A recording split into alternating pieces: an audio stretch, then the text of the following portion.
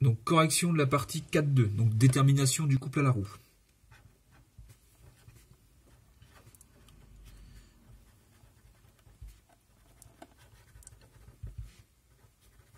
Donc l'objectif dans cette partie-là, c'est de déterminer le couple nécessaire pour maintenir le véhicule dans une pente. Sachant que la pente dans laquelle on va déterminer le couple est de 10%. Donc, dans un premier temps, on fait le bilan des actions mécaniques. Donc, on vous rappelle que on a une première action, l'action à distance, c'est l'action de pesanteur qui est représentée au centre de gravité de l'ensemble roulant voiture plus remorque, donc qui est placé au point G, qui est vertical vers le bas.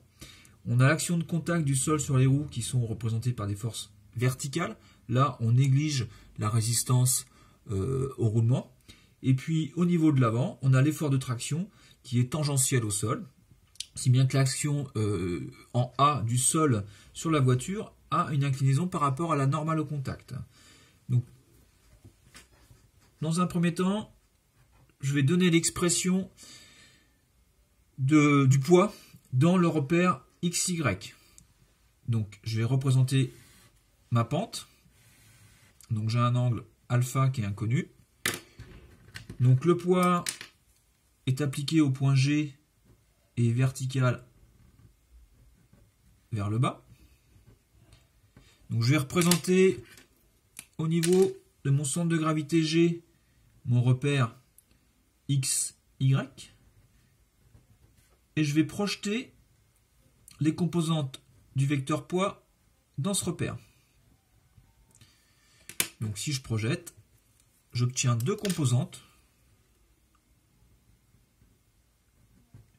Donc la composante en vert, c'est la composante sur l'axe Y, donc je vais la nommer PY.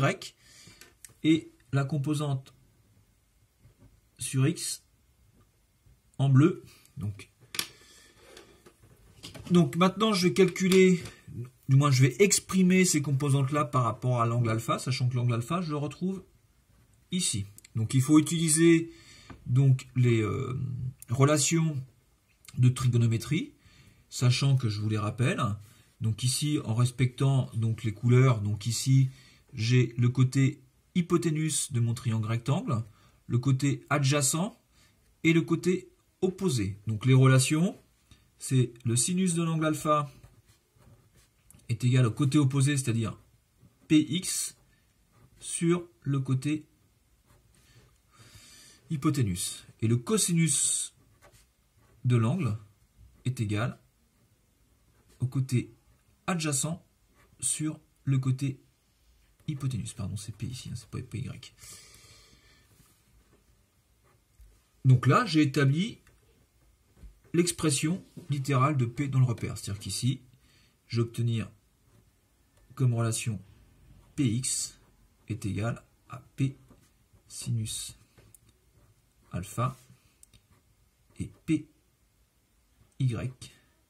égale à cosinus alpha fois P. Alors attention, maintenant je vais regarder les signes de ces composantes-là. Donc Py est dans le sens opposé d'y, donc il va être négatif, et Px est aussi dans le sens opposé de x, donc ça va être négatif. Donc les composantes du vecteur poids,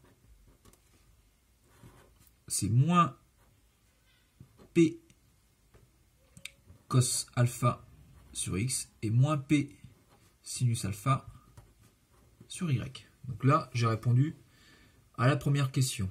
Donc ensuite, on me demande d'isoler l'ensemble et d'appliquer la résultante, le principe de la résultante fondamentale de la statique ici, c'est-à-dire que je m'intéresse uniquement à la somme des forces. Je n'ai pas besoin de faire le calcul des moments. Donc je vais regarder quelles sont les forces qui sont appliquées au véhicule. Donc j'ai toutes les actions donc, au niveau des roues et le poids.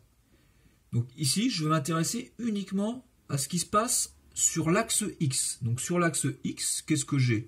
Bien, j'ai le poids sur X, donc la somme des forces extérieures appliquées sur S en projection sur l'axe X. Donc j'ai moins P cos alpha. Et quand je regarde mon schéma, je m'aperçois qu'au niveau des roues, la seule action qui est portée par X, c'est l'effort au niveau de la roue avant motrice, qui est appelé TA. Donc plus TA égale à 0, puisque je suis en équilibre. Donc on me demande de déduire TA en fonction de l'expression, en fonction de la masse et de l'angle alpha et de l'accélération de pesanteur. Donc je vais remplacer P par moins mg cos alpha plus TA égale à 0. Donc l'expression de TA, c'est TA est égal à mg cos alpha. Donc là, je viens de répondre en totalité à la question 4.2.1.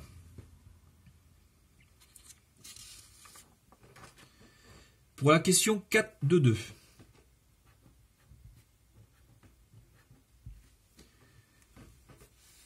On vous demande d'appliquer le principe fondamental de la statique, cette fois-ci à la roue avant motrice. Donc sur la roue avant motrice, donc je vais faire mon repère, je vais le remettre à l'horizontale. Donc j'ai Y, X. Donc j'ai mon effort tangentiel TA et l'effort vertical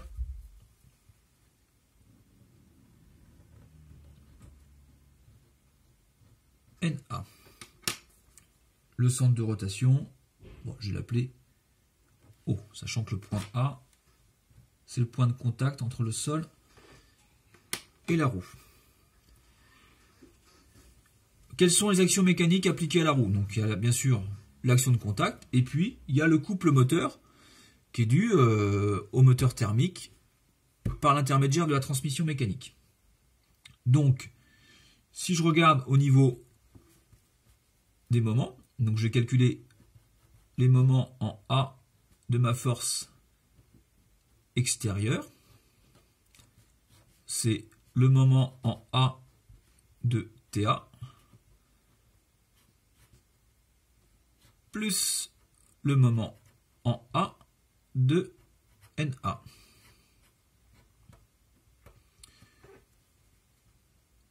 Le moment en A de NA, il est nul, car l'effort NA a pour support une direction qui passe par le point O. Donc il n'y a pas de distance bras de levier. Maintenant, si je calcule le moment... Ah pardon, c'est pas en A, hein, c'est le moment en O au centre de la roue. Donc le moment en haut de l'effort TA, il est égal à quoi? À l'effort multiplié par le rayon du pneu. Donc sachant qu'ici, cette force va me faire tourner dans ce sens-là. Ce sens, c'est le sens de X vers Y, donc c'est un sens qui est positif et qui me fait tourner autour de l'axe Z. Donc voilà pour le moment dû à l'effort du contact pneu-sol. Maintenant, je fais le bilan donc, des moments qui sont appliqués sur la roue. Donc j'ai ce moment que je viens de calculer, plus le couple moteur. Et ça, c'est égal à 0 puisque je suis en équilibre. Donc là, je viens donc de répondre à la question 4.2.2. Alors, pas tout à fait, puisqu'on me demande de donner l'expression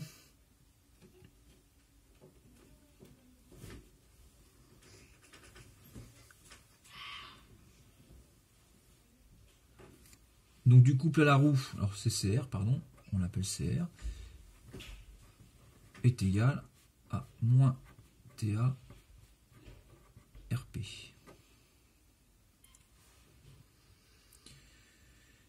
Donc ensuite, on me demande à partir des deux questions précédentes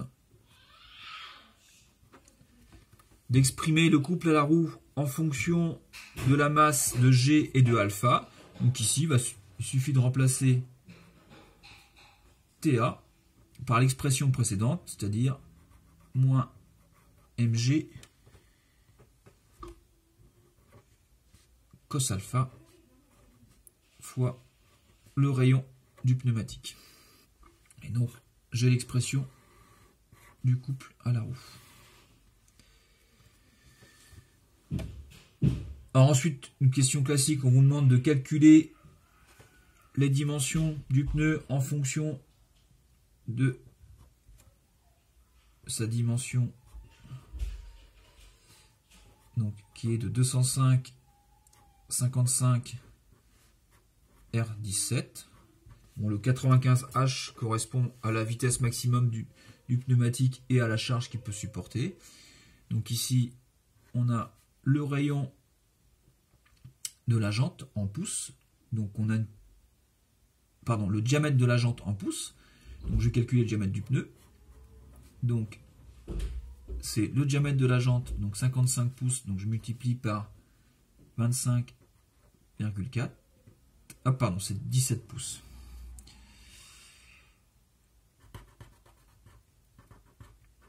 « 17 pouces fois 25,4 plus 2 fois la hauteur de flanc. Donc la hauteur de flanc, c'est 205 mm fois 55%, donc 0,55.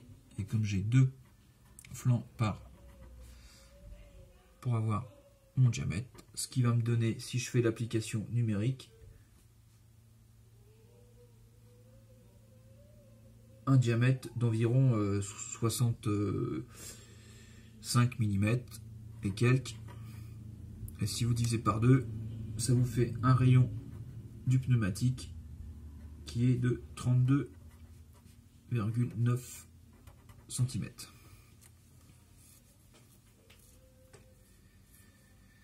Donc maintenant, on vous demande de faire des applications numériques en prenant une valeur de l'angle.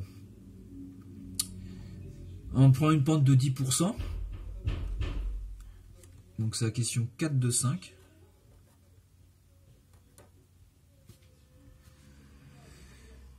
Donc ici, on va calculer d'abord l'angle correspondant